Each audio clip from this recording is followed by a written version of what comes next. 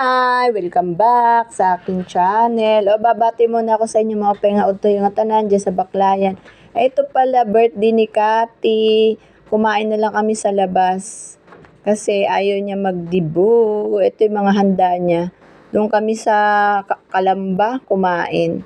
Yan, kasama namin sila Jemeline, si Joy, tsaka yung mga apo ko. Ayan ang aming pagkain na hinanda. Sa David Tea House kami kumain. Ayan, si Katkat niretratuhan. 18 years old na siya, guys. Dalaga na ang aking anak. Ayun lang handa niya kasi ayaw niya magdibo. Gusto niya simpleng handaan lang. Kasi pinipilit ko siya magdibo, ayaw niya. Sabi niya, Mama, hindi ako mahilig magganyan. Sabi niya gano'n. Yung kain na lang sa labas. Kaya yun na lang ginawa ko sa kanya. Ito yung mga handa namin. Ayan. Yung ate niya. Dumating si Joy kasi galing Abu Dhabi para umatid lang ng birthday niya. Ayan guys. Ayan mga apo ko malalaki na.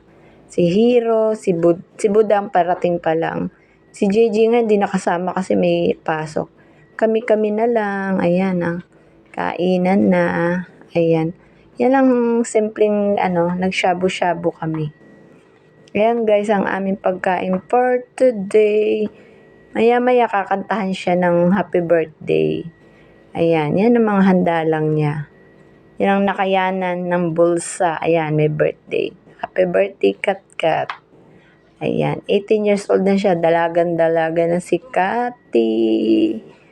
Ayan guys, ang aming handa. Ayan si baby, nakaupo na doon sa high chair. Kalimutan kasi yung stroller, hindi namin nadala.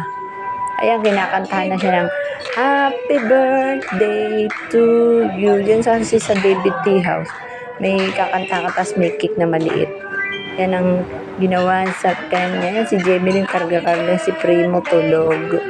Yan, kinakantahan na siya ng Happy Birthday to you.